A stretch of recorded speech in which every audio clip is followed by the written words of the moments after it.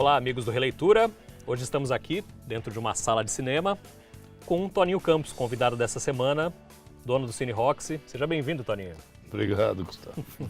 Toninho, você vem de uma família que era muito ligada ao cinema, né? Seu avô fundou a empresa, passou para o seu pai, depois você assumiu. Queria saber como é que foi crescer no meio disso tudo, crescer no meio do cinema aqui, das coisas do cinema. Na realidade, meu avô fundou o cinema, meu pai era engenheiro químico. Eu morava em São Paulo, ele morava em São Paulo. Ele não se dava muito bem com meu avô. Mas no final, quer dizer, eu cresci mais em São Paulo, longe de cinema, mas com 10 anos aí que eu vim para Santos e conheci, me aproximei do cinema, né? Você Aí já virei, tinha quantos anos? Tinha 10 anos. Fui estudar no Ateneu Progresso Brasileiro e aí que eu virei rato cinema mesmo. Falou. Na realidade, eu conhecia muito pouco até essa época. Ainda criança, né? Ainda criança, com Como certeza. é que foi esse encanto de... Aí eu via muito filme na cabine, né? Porque tinha censura naquela época, né? E não podia ver, eu via da cabine de projeção, muito filme. Via 3, 4 filmes aí, que foi que eu me aproximei de fato do cinema. E aí ainda teve relação com teu avô durante um tempo aqui na Na sala? realidade... uma coisa meio Cinema Paradiso? Não, na realidade meu avô foi para São Paulo, eu via ele só de vez em quando ia para lá. Aí meu pai que ficou realmente à frente do negócio. E eu via cinema mais como arte mesmo, eu gostava muito. Via de tudo que eu podia ver, né? Via escondido, que eu não poderia. Não é que nem hoje, que todo mundo vê tudo o que quer, na hora que quer, na televisão, no computador, o que fosse. Né? E comecei a me interessar e gostar de verdade. E aí como é que foi a tua adolescência, a hora de escolher a profissão, tendo já como referência essa paixão tua para o cinema e a empresa da família ser ligada também à paixão? Você pensou em ter... Na realidade, primeiro eu me apaixonei por autorama, comecei a construir carrinho, correr, aí depois foi o surf. E o cinema, na realidade, veio por necessidade, porque eu acabei me casando com 17 anos, quase 18 anos. E já tinha saído de 2 faculdades, porque eu não tinha aguentado, saí no meio, falou. Que faculdade que você fez? Que você tentou... USP, o cinema, né? E aqui economia. Lá na USP era aquela época que só tinha ista. Eu era esquerdista ou direitista e era muita política para o meu gosto, eu nunca fui muito ligado, mas era uma loucura, que era todo mundo... Os caras achavam que eu era agente do DOPS, porque eu não era nenhuma coisa nem outra. Então era meio complicado para mim. E aí eu vim fazer economia, mas aí aconteceu isso. A menina ficou grávida, eu tive que casar. Aí fui trabalhar em Porto Alegre, que naquela época meu pai, com alguns sócios, estavam fazendo um circuito grande de cinema, desde Porto Alegre até o Rio de Janeiro, até Salvador.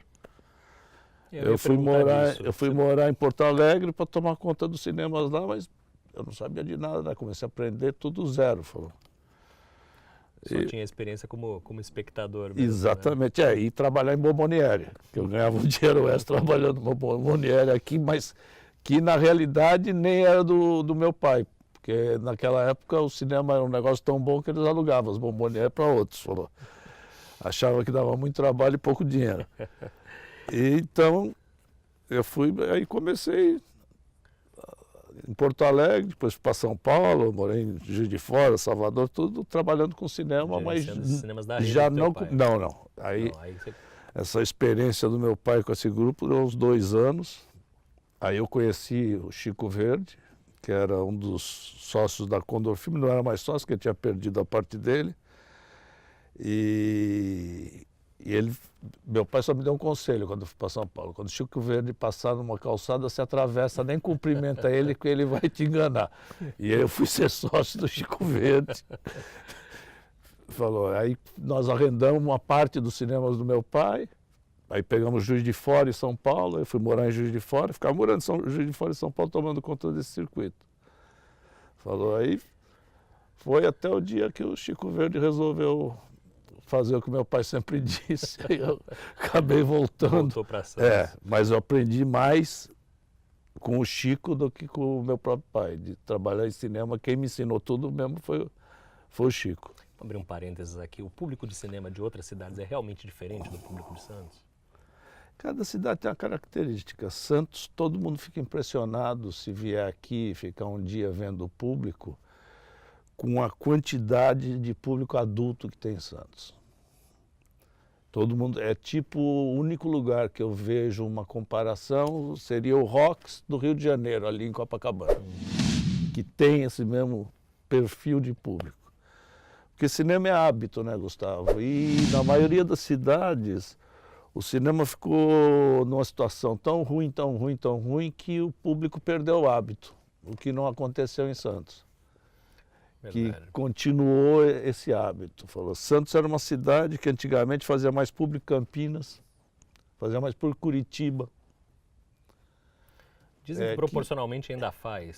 Sim, a ida por habitante de cinema, Santos está entre as top 10 do Brasil, falou.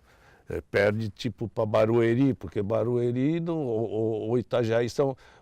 Por exemplo, quando foi feito São Vicente, o público de São Vicente ia para Santos. Então era maior ainda a proporção. Tem lugares ainda aqui, que nem Camboriú, que é assim, o shopping de Camboriú atende toda a região, Itajaí, Camboriú Velho, então é maior que Santos, mas para uma cidade de 420 mil habitantes é fantástico. Que ano que você veio para cá? Quantos anos você tinha quando você voltou aqui para Santos e para o Cine Rox? 26, foi tudo muito rápido, foi dos 18 aos 26, foi quando eu voltei. E aí você passou a trabalhar com teu pai aqui mesmo? Difícil trabalhar com meu pai. Eu tentei, não deu muito certo, aí eu fui cuidava só do marketing e fiquei com a publicidade na tela. Naquela época não tinha TV local, eu produzia os filmes, explorava bem, comecei a fazer dinheiro de uma coisa que não tinha, que não existia, né? Que tomar algum do meu pai era duro. Então eu tive que inventar e eu estava mal acostumado, eu ganhava bem naquela época, eu tinha os cinemas bons. Então eu comecei a fazer isso, e aí fazer os cinemas no interior, São José, Sorocaba, foi por aí. E você estava me contando agora, antes da entrevista, que você tinha um gerente aqui no Cine Rox que era avô dos nossos diretores lá do Santa Cecília. Meu avô que tinha, né? Meu avô, pelo que eu sei, eu também eu sabia que ele gostava muito dele, seu Pirilo. Que ele era, eu tenho a impressão que ele era supervisor, não era, ele cuidava porque não tinha só o Rox, né? Aliás, o Rox foi o primeiro cinema da praia. Sim. Que aqui era um bairro, as pessoas moravam na cidade e tinha casa de praia aqui no Gonzaga, né? Tipo assim, moravam todos na cidade, lá que começaram os primeiros cinemas, né? E o primeiro foi o Rox aqui na praia. O Cine Rox foi o primeiro multiplex de rua. Foi o primeiro do Brasil, você sabe? Foi. Até hoje eu acho que igual o Rox, que serviu de exemplo, até tem o Marabá em São Paulo. Tem outros que se dividiram, mas não são bem um multiplex, mas eu conheço muito poucos. Como é que foi esse momento de ter que transformar a sala nesse monte de salas? Olha, o multiplex, o cinema, a gente tinha cinemas da década de 50, 60, que eram obras de arte, aqueles cinemas, que nem o Rox antigo. Aquilo eram obras de engenharia, todos esses cinemas dessa época eram fantásticos. Sim. Aí teve uma geração de cinema que Santos não conheceu, porque os shoppings de Santos não tiveram cinemas. Mas teve uma geração de cinema que quase acabou com o cinema. Que o shopping não via o cinema como âncora, mas via como um negócio que não dava muito dinheiro, porque ele tomava muito espaço e não rendia que nem uma lojinha. Então eles colocavam num cantinho. O que era, você fazia uma sala com um corredor de 1 metro, tudo apertado, a poltrona num pé direito baixinho, uma tela pequena. Então teve isso não foi só no Brasil, foi no mundo inteiro aconteceu isso. Transição, que acabou, quase matou o cinema, liquidou, que saiu daquelas salas monumentais daquele espetáculo para aquela porcaria, que aquilo ali era ridículo. Aí veio o multiplex, da década de 90, né? É novo. Acho que o primeiro foi em 93. Tá? É uma coisa nova, recente. Sim, sim. Aí, desde que eu vi isso, eu comecei já a correr atrás porque precisava ter dinheiro para fazer a reforma. Porque eu vi que ali era o futuro. O americano, do jeito que o americano fala, é bem mais fácil de você entender. Ele não chama, ele fala, é um cinema com 5 telas. O que significa? Que você pode exibir no mesmo cinema 5 produtos diferentes. Então você cria o que a gente tinha, a Cinelândia, que a pessoa vinha para cá sem saber até que filme ia ver, porque ela passava aqui, passeava e escolhia o filme. Então você pode ir, isso viabilizou e fora isso aí veio o Stadium, tá? O pé direito, sala grande e tal, isso revolucionou o cinema, falou. Porque além de ter essa mágica de você poder ter as 5 telas e exibir 5 produtos diferentes, ou 10 produtos diferentes, você pode botar 2 por sala, você também teve a qualidade técnica, veio o som digital, e tudo isso revolucionou, o cinema voltou, ele foi reinventado praticamente. Grande avanço. Quer dizer, o grande avanço foi voltar para trás, do jeito que era. Era em miniatura, né, em menor escala. Nós estamos conversando aqui com o Toninho Campos, a gente volta depois do intervalo.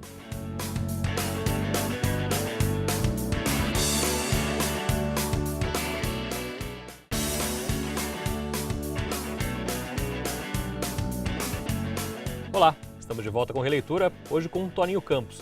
Toninho, você nos anos 80 foi dono de uma das casas noturnas mais conhecidas aqui da Baixada Santista também, a Heavy Metal. Que histórias que se acumula dessa época? Uma das mais conhecidas do Brasil.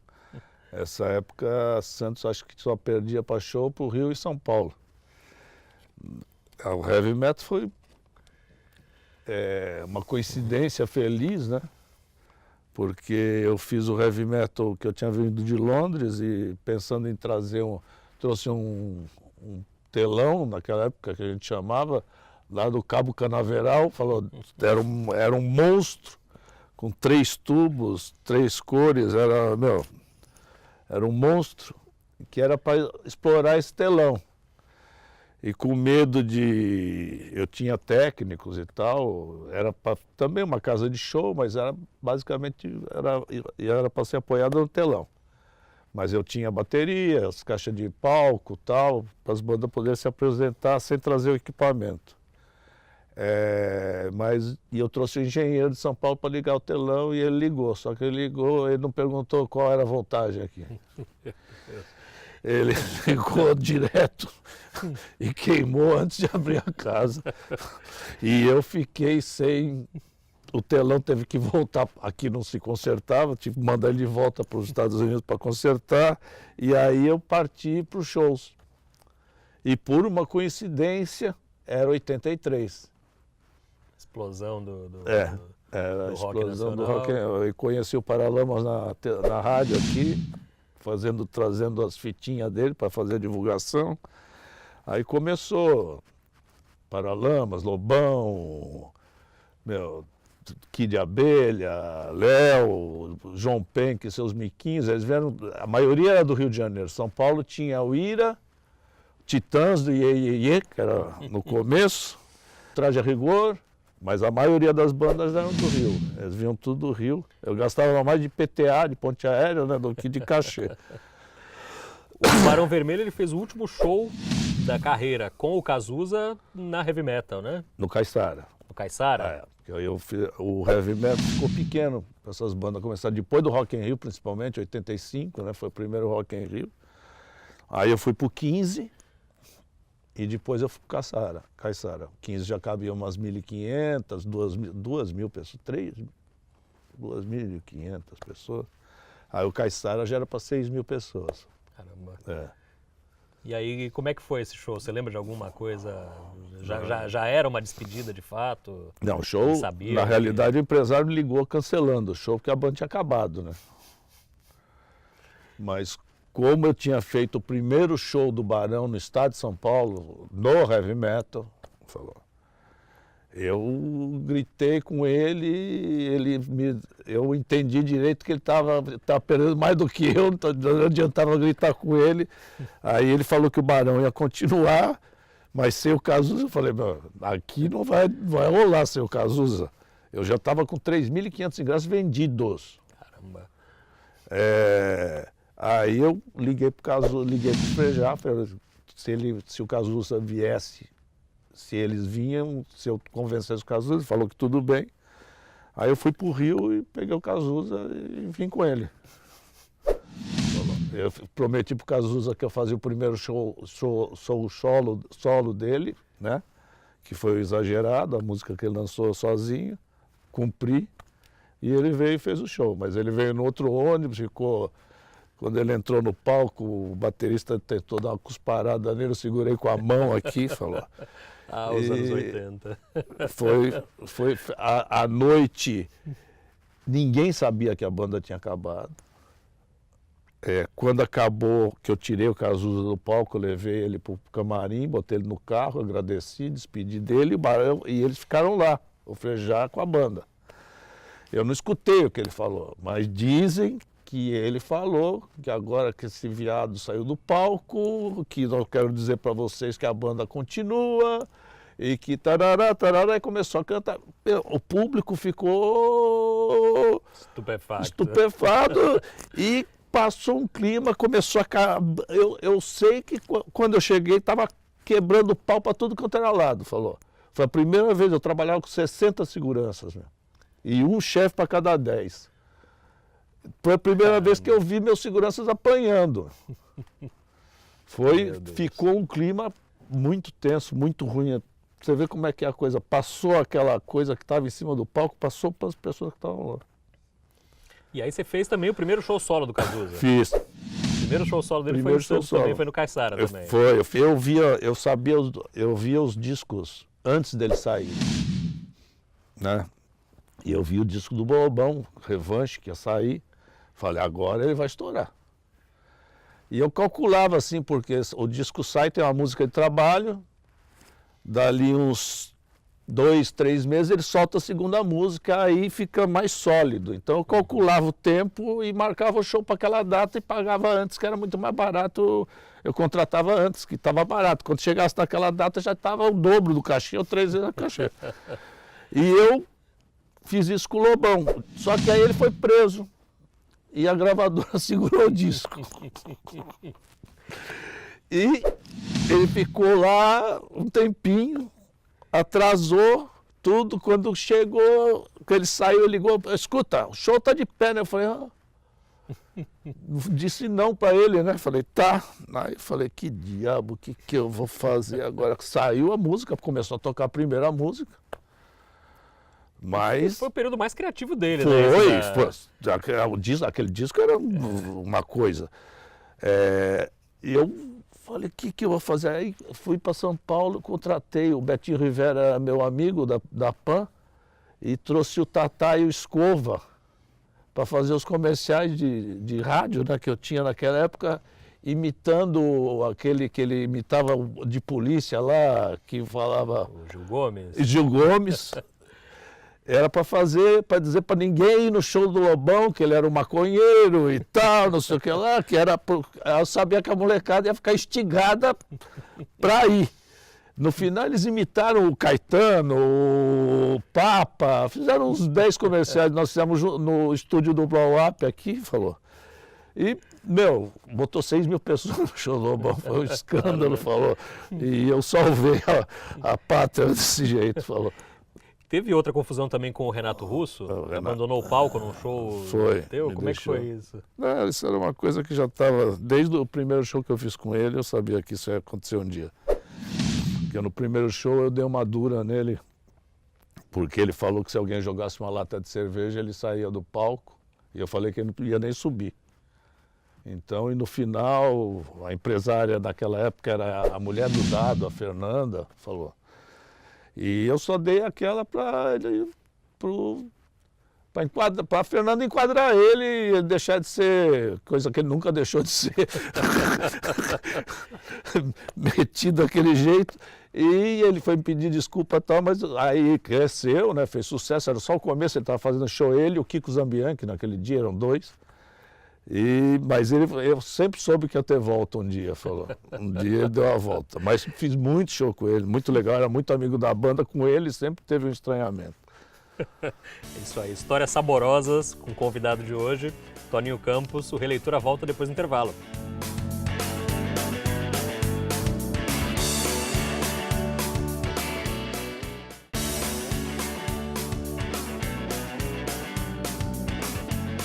Olá, estamos de volta para o terceiro bloco com o Toninho Campos. Toninho, fazer uma parte aqui do cinema. Você falou no primeiro bloco, tua relação com o surf também é muito forte. Foi bastante forte. E você ainda é muito respeitado na comunidade do surf, né? Eu conheço faz tempo, né? Eu era um dos pioneiros aqui, né? Então conheço todo mundo. Ainda outro dia fui homenageado até, fiquei muito feliz. Mas sempre tive essa ligação, sempre vou ter. Né? Legal, é bom ter paixões. Voltando ao cinema, vamos falar da concorrência com o home theater, com os equipamentos domésticos de cinema. As pessoas hoje dividem muito. Como é que o cinema sobrevive a essa concorrência? Na realidade, hoje a concorrência é com o streaming, né? Hoje... O streaming combinado com... É o grande discussão hoje no cinema no mundo é a janela, né? A janela. Você vê que a Netflix chega a lançar alguns filmes simultâneos com algumas cadeias de cinema nos Estados Unidos que admitem esse tipo de situação, coisa que as grandes não admitem, mas tem algumas independentes que admitem. Então essa é a grande discussão, tá? Mas tudo acho que a base de tudo, é o produto, tá? A qualidade do produto. Uma época de crise do cinema, que foi quando saiu as primeiras videolocadoras, eu tenho impressão, quando todo mundo fala da concorrência, o problema não foi a concorrência da videolocadora, é que qualquer porcaria fazia tanto dinheiro, então isso acabou com o cinema naquela época, porque não tinha filme que prestasse. Falou. Não adiantava, porque os caras vendiam tudo, faziam uma fortuna com umas porcarias. Falou, para que eles iam gastar dinheiro, arriscar, gastar uma fortuna? Hoje em dia já é o contrário, né? As grandes... O produto, hoje nós estamos, principalmente aqui no Brasil, em função da crise, eu acredito que ou o produto dá muito, não tem mais aquela média, aquele filme médio, né? Ele explode ou é um desastre. Falou, o público fica seletivo para gastar o dinheiro só quando ele sabe que é bom e não arrisca muito. Então, isso aqui com a crise no Brasil agrava mais ainda, né? A gente viu uma escalada de investimento necessário porque as pessoas estavam equipando as próprias casas com equipamentos que rivalizavam com cinematográficos e hoje as pessoas se contentam em assistir um filme até num celular, né? Então, por esse lado, talvez o investimento tenha... Exatamente. E qual é o caminho? Assim, a gente pega aqui o Cine Rocks, ele tem 2 pontos para vender pipoca, ele tem uma loja nerd, ele tem um café ali na frente. No Roxy lá do Pátio Poranga você tem um lounge ali também, que as pessoas comem um pouquinho. Essa diversificação... É cada vez maior, cada vez maior. Sala VIP, que eu pretendo fazer lá no pátio, justamente aquela que tem o café. Falou que é para a pessoa poder comer dentro da sala, ter uma poltrona mais confortável. Isso é uma coisa que aqui no Brasil tá funcionando. Falou. Mas, na realidade, o cinema eu acho que é o convívio com o outro, que você se aproxima das pessoas que têm o mesmo gosto que você. Sim. Querem ver o mesmo produto, então é a turma. Falou que funciona. É uma das coisas que, por exemplo, que é uma coisa que virou mania no Brasil e que nos Estados Unidos não é assim, no mundo inteiro não é assim. Falou, na Europa bem mais que a América, que é o lugar numerado. Falou, e eu acho meio esquisito, porque o cinema o lugar numerado, eu acho que tolhe um pouco essa coisa de você...